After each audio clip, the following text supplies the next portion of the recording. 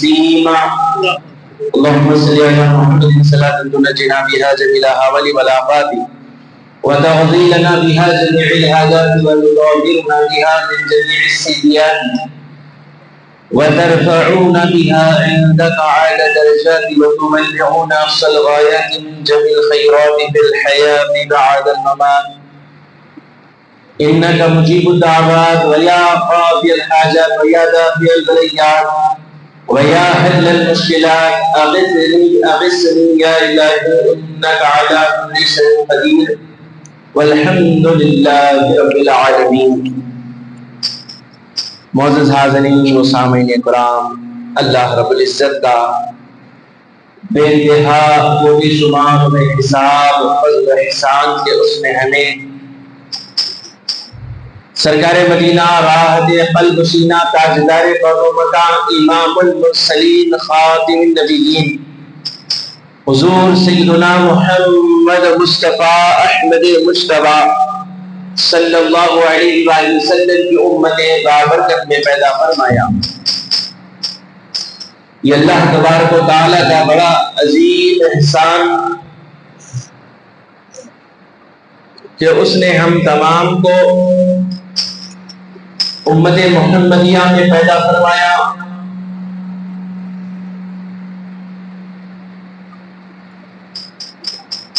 معزز حاضرین کرام،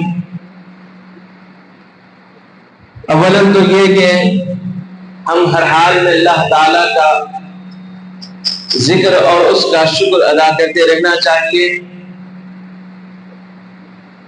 جو بندہ ذکر اور شکر کی لذت کو حاصل کر لیتا ہے وہ دنیاوی فکر و فاقے سے آزاد ہو جاتا. اور آج کے اس پرآشور دور میں جہاں مادیت کی دنیا ہے، جہاں دنیاوی نام و نمود کے پیچھے دنیا چل رہی ہے، لوگ جا رہے ہیں، اور ایسے وقت میں ہم تمام کو چاہیے کہ ہم اللہ کا ذکر اور اس کی شکر کی ادائیگی میں مشغول رہیں. حاضرین کرام، انسانوں کی رشد و ہدایت کے لیے اللہ تبارک و تعالیٰ نے پیغمبران اعظام، انبیاء کرام، رسولان اعظام کو مبعوث فرمایا تاکہ بنی نوع انسان کی ہدایت کا ذریعہ اور سبب بن جائے. یعنی ہماری زندگی کا مقصد خدا تعالیٰ کے دین کی احکام اور اس کے اعمال پر عمل کرتے ہوئے زندگی گزارنا مقصد ہے. اور ہم نے زندگی کا مقصد کچھ اور بنا لیا اور یہ خیال کرنے لگے کہ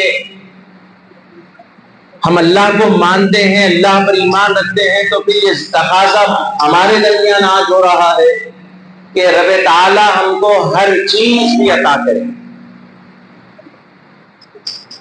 یعنی بندہ خدا سے یہ تقاضا کر رہا ہے کہ ہم اس پر ایمان رکھتے ہیں، ہم سب چیز مانتے ہیں، تو پھر اللہ تبارک و تعالی ہم کو دنیا کی سب نعمتیں بھی دے.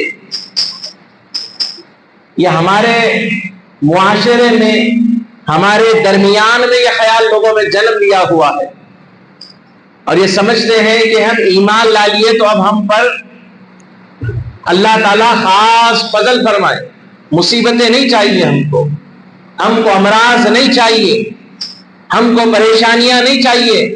ہم چونکہ اللہ پر ایمان لائے لہذا ہمیں صرف اور صرف اللہ ہم جو مانگے وہ دیتا جائے.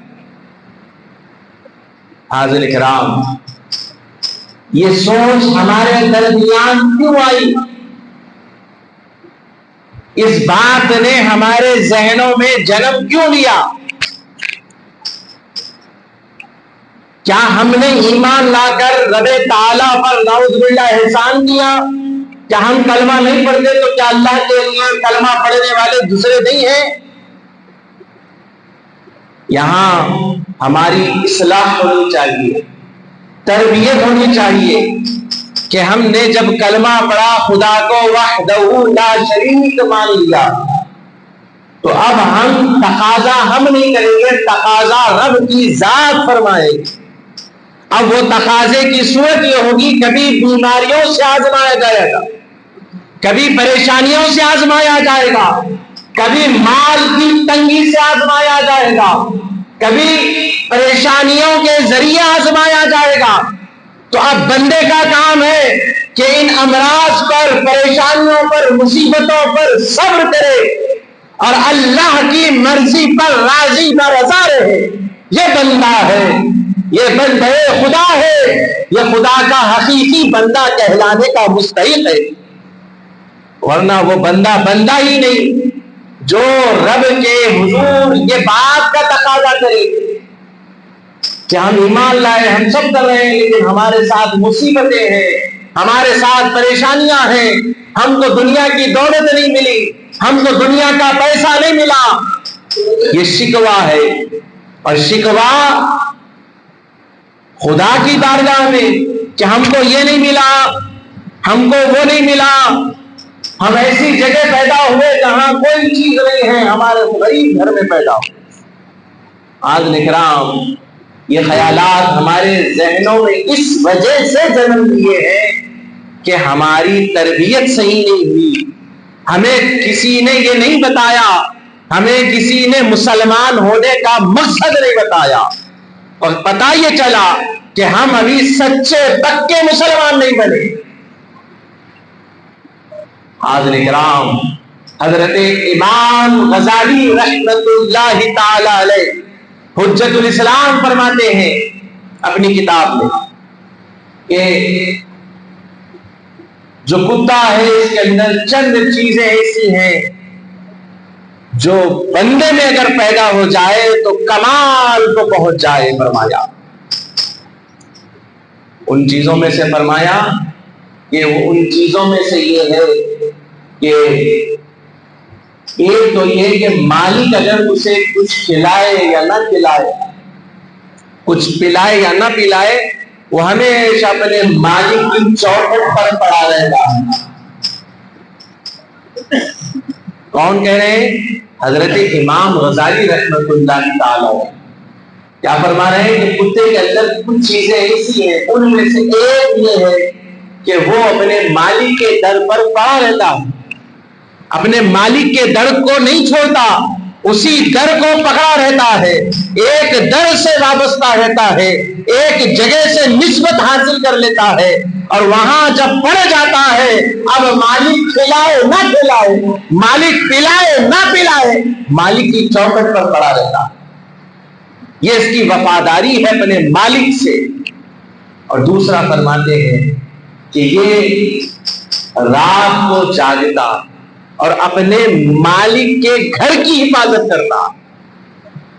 فرمایا یہ وہ خصوصیات اگر بندے میں پیدا ہو جائے، بندہ خدا تعالیٰ کے در کو مضبوطی سے پکڑ لے، اللہ اس کے رسول کے احکام کو مضبوطی سے پکڑ لے، اللہ اس کے رسول کے احکام پر مضبوطی کے ساتھ چلنے لگ جائے، اور در بدر نہ ہو، ایک ہی در کا ہو جائے، تو پھر یہ کمال اس کے اندر پیدا ہو جائے گا کہ وہ بندے سے اللہ کے حقیقی بندہ، سچا بندہ بننے کے مقام پر پہنچ جاتا۔ حاضرین کرام، آج ضرورت ہے کہ ہم پر آنے والی مصیبتوں، پریشانیوں اور بیماریوں اور امراض کے وجہ کو سمجھیں کہ یہ ہم پر آنے کی وجہ کیا ہے۔ حاضرین کرام، اگر ہم نے ان امراض کو یہ سمجھا کہ یہ اللہ ہمارے ساتھ کر رہا ہے اور ہم جو ہے اس کے مستحق نہیں ہیں، ہمارے ساتھ یہ نہیں ہونا، تو گویا آپ خدا کو بتا رہے ہیں، پروردگار کو بتا رہے ہیں کہ اللہ کو ہمارے ساتھ غلط کر رہا ہے۔ نعوذ باللہ من ذالک۔ جب بندے بنے ہوں خدا کے، اس کی خدائیت کو مان لیا ہے، اس کے رب ہونے کو مان لیا ہے، اس کو وحدہ لا شریک مان لیا ہے، اب وہ عطا کرے تب بھی راضی رہو، اب وہ نہ دے تب بھی راضی رہا کرو۔ یہ بندے مومن کا کمال ہے کہ وہ خدا کے دینے پر لینے پر خوش نہیں ہوتا، ہر حال میں رب سے راضی رہتا ہے۔ اور ہمارا یہ مقصد بن چکا ہے کہ ہم نمازیں پڑھ رہے ہیں تو نمازیں نہیں پڑھ رہے ہیں، ہماری نمازیں ہمارا سودا بن چکا ہے، بزنس کر رہے ہیں، نعوذ باللہ من ذالک۔ ہم کچھ اچھا کام کر رہے ہیں تو اس کے پیچھے نیت ہے، مقصد ہے کہ یہ کام کر رہے ہیں اللہ ہمارا وہ کام کر دے، حالانکہ آپ کر رہے ہیں نیک کام قبول تو ہو جائے، مقصد بھی پورا ہو جاتا ہے، لیکن ذرا سوچو یہ عبادت کہاں ہوئی؟ یہ تو تجارت ہوگی۔ تم خدا سے عبادت کا رشتہ نہیں بنا رہے ہو، تم خدا سے عبادت کا ناطہ نہیں جوڑ رہے ہو، تم خدا سے تجارت کا راستہ اختیار کیے ہو، اور جہاں تجارت ہوتی ہے وہاں نفع نقصان بھی لگا رہتا۔ تو تجارت مت کرو، عبادت کرو۔ ہم جب یہ اس مرحلے کو نہیں سمجھے، ہمارے درمیان کیا ہے، ہم یہ سمجھتے ہیں ہمارے معاشرے میں بڑا ایمان کمزور ہوتا جا رہا ہے، ایمان کمزور ہوتا جا رہا ہے۔ نام دیکھے تو مسلمان والا، مومن والے نام ہیں، لیکن اندر سے ہم کھوکھلے ہو چکے، ہمارا یقین، ہمارا ایمان مستحکم نہیں ہے، ہم ڈگمگ کی کیفیت میں ہے، کبھی ہے یا نہیں کی کیفیت میں چلے گئے۔ یہ اس وقت ہوتا ہے جب ہم دل میں دنیا کو جگہ دے دیتے، جب دل میں ہم نے دنیا کو بسا لیا، اب ہم کو کیا چاہیے؟ دنیا کی دولت چاہیے، شہرت چاہیے، رتبہ چاہیے، پیسہ چاہیے۔ تو اب آپ کے دل میں، جس دل میں دنیا آ جاتی ہے وہاں دنیا بنانے والا نہیں آتا، جس جگہ دنیا کی خلقت کی محبت آ جاتی ہے اس دل میں خالق کائنات نہیں آتا، اس کی محبت نہیں آتی۔ ایک چیز کو چننا پڑے گا، یا تو دنیا کو چنو تو پھر ٹھکانہ دوزخ ہے، اور اگر دنیا بنانے والے کو چنو گے تو پھر آخرت کی نعمتیں ہمارا انتظار کر رہی ہیں۔ حاضرین کرام، اب ذرا اس بات کو سمجھو، اور سمجھو ہی نہیں آگے اس بات کو دوسروں کو سمجھاؤ۔ مصلی پر ٹھہر جانا کمال نہیں ہے، مصلی پر ایمانی حلاوت سے ٹھہرنا کمال ہے۔ نماز پڑھ لینا کمال نہیں ہے، نماز کو ظاہری اور باطنی شرعی احکام و سنت کے مطابق پڑھنا کمال ہے، وہ معراج والی نماز ہے، وہ نماز جس میں بندہ نماز پڑھتا ہے کلام خدا سے کرتا ہے، یہ نماز ہے۔ ہم نے مقصد کو سمجھا نہیں، ہم نے مقصد کو سمجھا کہ دنیا مل گئی، پیسہ مل جائے، شہرت مل جائے، گھر زمین جائیداد ہمیں حاصل ہو جائے تو ہاں اللہ ہے، نعوذ باللہ، ہاں اللہ ہم سے محبت کرتا ہے۔ ہم تقاضا اس پر رکھے ہیں، ہم وزن اوزار اس کو بنائے ہیں کہ اللہ کی محبت ہمارے ساتھ اس وقت ہے، اللہ ہم کو چاہتا ہے جب ہم مالدار ہوں گے، پیسہ ہوگا، پریشانیاں نہیں ہوں گی۔ نہیں، اللہ نے اس کا برعکس ارشاد فرمایا۔ اللہ تبارک و تعالیٰ قرآن کریم میں ارشاد فرماتا ہے، ہر پریشانی کے ساتھ، ہر مشکل کے ساتھ فرمایا آسانی ہے، ان مع العسر یسرا۔ کیا ہے؟ ہر مشکل پریشانی کے ساتھ آسانی ہے فرمایا، اور وہ آسانی کیا ہے؟ وہ صبر ہے، اور صبر کیا ہے؟ فرمایا ان اللہ مع الصابرین، صبر کرنے والوں کے ساتھ اللہ ہے۔ ہمارا ایمان اس لیے ہے، ہمارا ایمان بڑا کمزور ہو گیا ہے، ہم نے جسم بنا لیا، ہم نے گھر بنا لیا، بینک بیلنس بنا لیا، لیکن ایمان مضبوط ہم نے نہیں بنایا۔ حاضرین کرام، یقین کو محکم اور مستحکم کرنے کی ضرورت ہے، مضبوط بنانے کی ضرورت ہے، اور یہی وہ یقین تھا صحابہ کرام کی ذوات قدسیہ میں جو میدان جنگ میں اپنی جانوں کو ہتھیلی پر لے کر نکل جایا کرتے، اور ان میں جب نام آتا ہے تو میدان جنگ کے شہسوار مولا کائنات شیر خدا حیدر کرار کا نام سب سے پہلے آتا، جن کی جنگ میں بہادری کا یہ عالم ہے کہ صرف تنے تنہا جنگ بدر اور جنگ احد میں آپ نے ایک طرفہ کئی کافروں کو واصل جہنم فرمایا۔ حاضرین کرام، صرف جنگ بدر میں آپ نے 53 لوگوں کو قتل کر دیا، جنگ احد میں اسی طرح بے شمار لوگوں کو۔ یہ حضرت مولا علی شیر خدا حیدر کرار، اور جن کے بارے میں خود صحابہ کہتے ہیں کہ ہم جب سب بندی ہوتی جنگوں میں اور جب نخارا بچتا جنگ کا تو ہم اپنی جگہ کو سنبھال رہے ہوتے، ہم علی کو دیکھتے تو علی ہمارے درمیان کے ابھی جیسے ہی نخارا بجا تو علی کو دیکھا تو علی مقابل فوج کے درمیان تلوار چلا رہا اور کئیوں کو کاٹ چکے۔ واحد تنے تنہا میدان جنگ میں 53 لوگوں کو ختم کرنے والی ذات کا نام علی ہے۔ ہر ایک کا کمال ہے۔ صدیق نے مال و دولت و حضور کی بارگاہ میں سارا قربان فرما دیا، عمر نے آدھا رکھ دیا، عثمان نے 100 اونٹ پیش کر دیے، لیکن افسوس ہے کہ علی کی بات آتی ہے تو بتاتے نہیں نا علی نے کیا کیا۔ علی نے گھر کو بھی لٹایا، خود بھی لٹنے تیار، اور کیسے 40 کو آپ نے تنے تنہا اکیلے مارا، باقی جو 13 تھے نا وہ 13 دوسرے سپاہی جو صحابہ تھے ان پر حاوی ہو گئے تھے، حضرت علی ان کے درمیان گھس کے اس کو مارے، باقی کے 13 لوگوں 53 ایک ہی جنگ میں ایک ہی وقت میں وہ علی۔ اسی لیے کہا جاتا ہے کربلا کے بارے میں جب آتی ہے نا بات، لوگوں کو قصے کہانیاں لگتے ہیں، قصے کہانیاں لگتے ہیں، فلم سٹوری نظر آتی ہے، اس لیے کہ ان کی ماں نے ان کو علی کے قصے نہیں سنائے گا، اس لیے انہیں کربلا کہانی اور مذاق لگتا ہے۔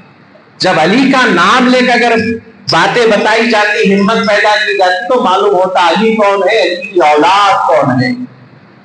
حاضرین کرام، تو یہی حضرت مولا علی کے چاہنے والے حضور کے پیارے صحابی جن کا نام حضرت عمار بن یاسر رضی اللہ تعالیٰ عنہ تھا، اور جن کا ذکر کرنا میں اس لیے ضروری سمجھتا ہوں کہ یہ وہ ماں باپ کی اولاد ہے جنہوں نے اسلام کے لیے سب سے پہلے جس شخص نے اپنے حلق کو کٹایا ہے خدا کی راہ میں، جس کی ماں نے سب سے پہلی خاتون شہیدہ ہونے کا شرف پایا ہے، یہ اس ماں باپ کی اولاد ہے عمار بن یاسر۔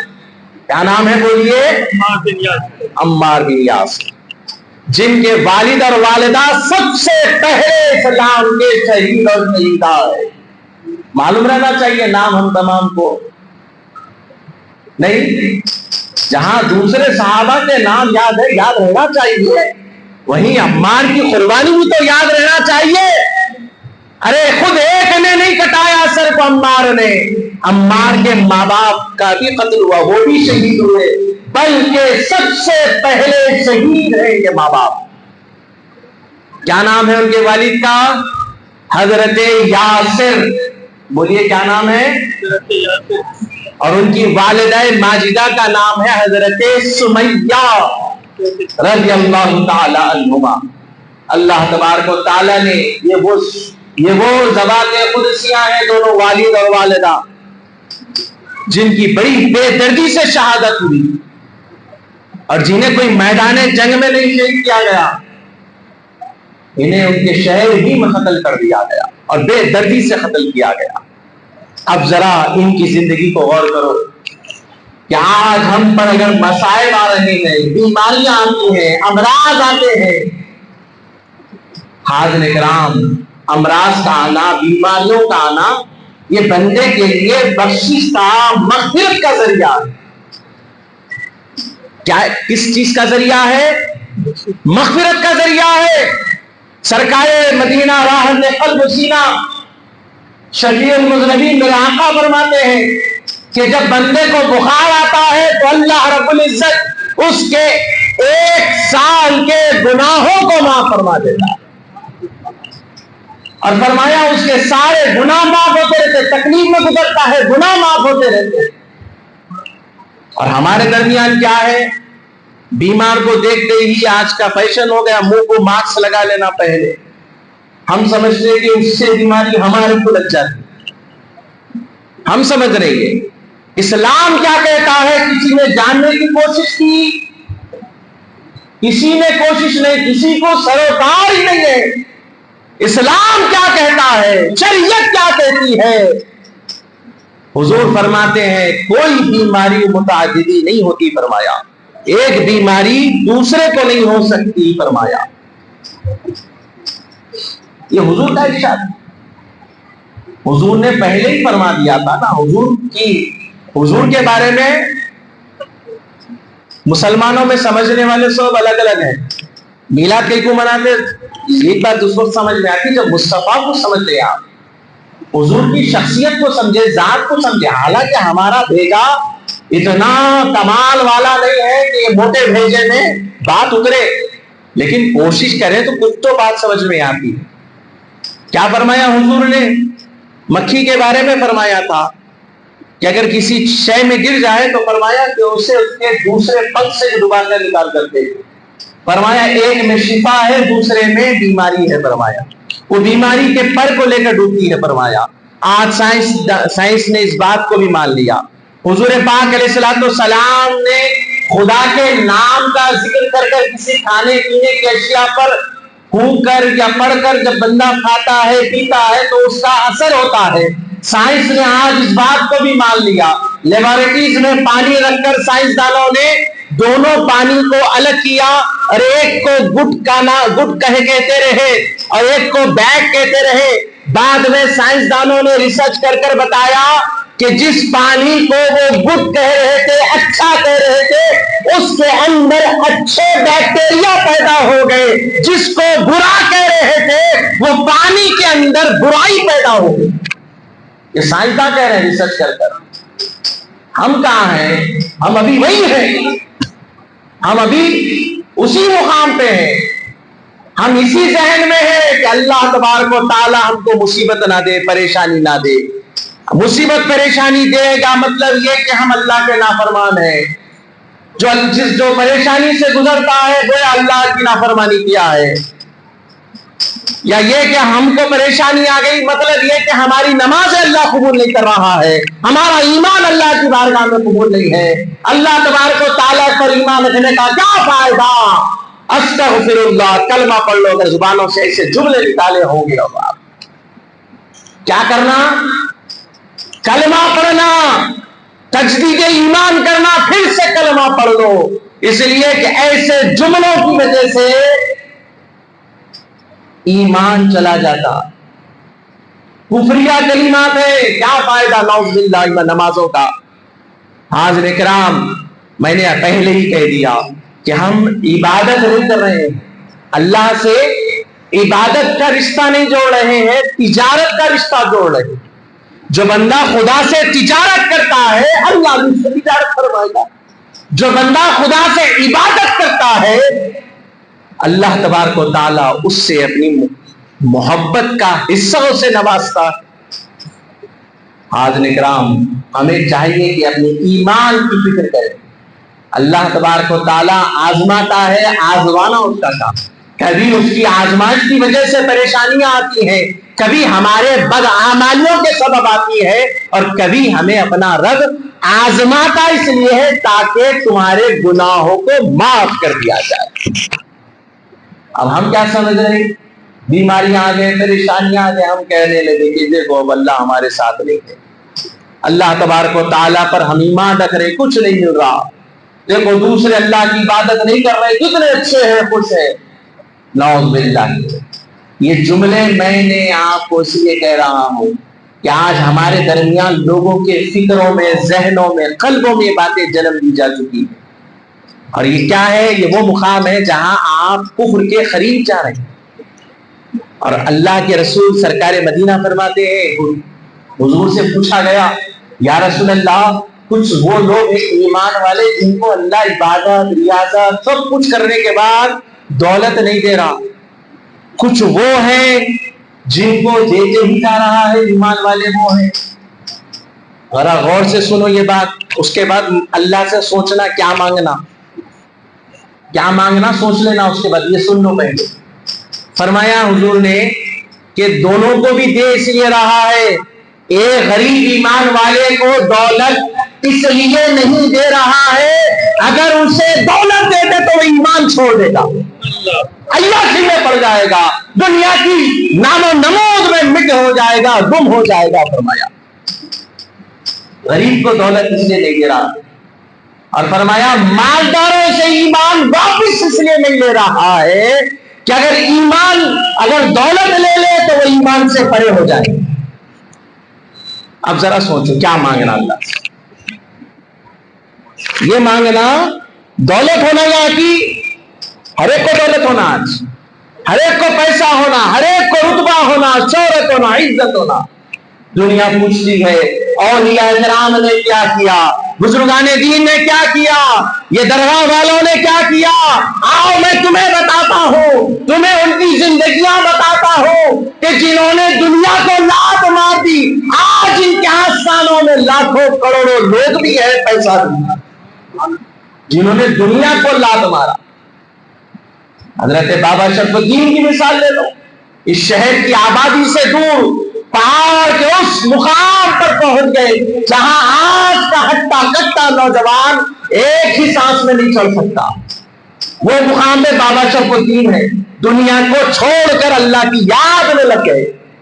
دنیا پیٹ میں درد, سر میں درد, ہر تکلیف رکھ کر نہیں جا رہی ہے.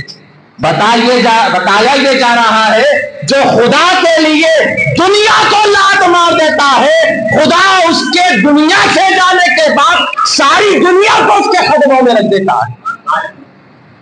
یہ کیا اولیاء اللہ نے, دلوں سے دنیا کی محبت کو مٹا دیا, دل سے دنیا کی محبت کو نکالنے کا کام کیا. ارے وہ کیا نماز جس میں تم نے تکبیر کہی اور نیت کاروبار میں لگی ہے, تم نے تکبیر تحریمہ باندھی, تمہاری نیت گھر میں پڑی ہے, بیوی بچوں میں فکرے لگی ہے, تمہاری نیتیں مال و اسباب میں دولت میں لگی ہے. اس نماز کا کیا فائدہ جس نماز میں تم دنیا میں مشغول ہو. اللہ والوں نے جن نماز کا حکم کیا, جس نماز پڑھواتے تھے, وہ نماز میں جب تکبیر تحریمہ کہتے تھے تو نماز میں خدا کی طرف دھیان لگتا تھا. وہ نماز پڑھانے کا حکم دیا, وہ نماز پڑھنے کا حکم دیا. حاضرین کرام, بات بڑی سخت ہوتی ہے, اس لیے کہا گیا نا, آقا نے فرما دیا قل الحق وان کان مرا, سچ بات کہو اگر جو کبھی مانو. اگر ہمارے درمیان, تو میں نے بات عرض کی, اور ہمارے درمیان ہمارے ایمان اور عقیدے کا عالم ایسا ڈگمگ ہے, مضبوط نہیں ہے, تو پھر ہمیں چاہیے کہ ہم اپنے دلوں پر محنت کریں. اللہ نے جو دیا ہے راضی ہو جاؤ, اللہ نے جو کچھ دیا ہے خوش ہو جاؤ, اللہ نے جو عطا کیا ہے خوش ہو جاؤ, راضی ہو جاؤ اللہ کے دین پر. شکوہ نہیں کرنا چاہیے, اس لیے کہ یہ وہ راستہ ہے, بندہ جب نکلتا ہے نا تو پھر واپس نہیں لوٹتا. یہ وہ راستہ ہے جس راستے کو اللہ کی رضا پر, اس کے خدا ہونے پر, اس کے رب ہونے پر راضی ہو جاؤ. حاضرین کرام, آخر میں یہی بات کہتا ہوں, اپنی بات کو ختم کروں, کہ حضرت مولانا روم علیہ رحمت رضوان, اور ان کے تعلق سے نام تو آپ ہم سنتے رہتے ہیں, لیکن یاد رکھو یہ کون تھے؟ مولانا روم, مولائے روم بھی کہا گیا ہے. مولوی ہرگز نہ شد مولائے روم, مولوی ہرگز نہ شد مولائے روم. تا غلام شمس تبریزی نشد. کیا فرماتے ہیں مولا روم کے بارے میں؟ فرمایا کہ مولوی اس وقت تک مولا روم نہیں بن سکتا. اس نے ظاہری کتابیں کتب پڑھ لی, ظاہری علوم حاصل کر لیے, لیکن جب تک کہ شمس تبریزی کی غلامی اختیار نہیں فرمائی تب تک مولائے روم نہیں بنے. ورنہ کیا کہ مولوی کے مولائے روم یعنی روم کے مولا اس لیے اس وقت بنے, مولانا اس وقت بنے جب شمس تبریزی کی غلامی اختیار فرمائی. اور آپ اپنی کتاب میں فرماتے ہیں, اس واقعے کو لکھتے ہیں کہ ایک جگہ کا واقعہ, مرتبہ کا واقعہ یہ ہے کہ ایک شہر جس میں یہ قاعدہ تھا کہ وہاں سال کے آخر میں لوگ شہر کے باہر پہنچتے اور وہاں پر جو شخص اس سال کے آخر میں وہاں پہلی مرتبہ جو داخل ہوتا شہر میں حدود میں, اسے بادشاہ بنا لے. اور جب ایک سال گزر جاتا تو اس بنائے ہوئے بادشاہ کو لے جا کر جنگل میں چھوڑ دیتے. اور اس کے بعد یہ سلسلہ یہ تک رہا کہ جب یہ کئی سال ایسے گزر گئے, پھر جب سال کا آخری دن آیا تو انہوں نے انتظار کیا کہ اب صبح صبح کون آتا ہے. دیکھتے ہیں کہ ایک نوجوان شہر میں داخل ہوا. لوگوں نے ہمیشہ کی طرح نعرہ بلند کیا, بادشاہ سلامت آ گئے, بادشاہ سلامت آ گئے. وہ نوجوان لوگوں کے اس وہاں کے رواج سے ناواقف تھا. بہرحال لوگ اسے لے گئے, نوجوان کو تخت پر بٹھا دیا بادشاہ کے. وہ بادشاہ بن گیا. لوگوں سے پوچھنے لگا, لوگوں تم نے مجھے بادشاہ کیوں بنایا؟ تو لوگوں نے کہا کہ ہم ہر سال ایک بادشاہ کو چنتے ہیں اور سال کے آخر میں ایک پھر نئے بادشاہ کا انتخاب کرتے ہیں جو ہمارے شہر میں صبح صبح پہلی نمبر پر جو داخل ہوتا ہے اسے پھر بادشاہ بناتے ہیں. پوچھا کہ جسے منتخب مجھ سے پہلے کیا اس کا کیا کیا؟ کہا کہ ان پہلے چنندہ بادشاہوں کو سب کو جن کو ہم نے چنا تھا ان تمام کو ایک سال ہوتے ہوتے ان کو لے جا کر جنگل میں چھوڑ دیتے. پوچھا یہ سب کیسا کرتے ہو؟ پوچھا تو پھر اب میں تو تمہارا بادشاہ ہوں, اب تم یہ بتاؤ کہ یہ وہ جنگل کہاں ہے, میں دیکھنا چاہتا ہوں جہاں تم مجھے ایک سال. وہاں پر پورا بتایا کہ یہ گھنا جنگل ہے جہاں ہم لا کر چھوڑ دیتے. اب اس نوجوان جو بادشاہ بچہ تھا اس نے یہ کیا, واپس آ گیا اور آتے آتے سارے حکم نامے صادر کر دیے. شہر میں طرح طرح کے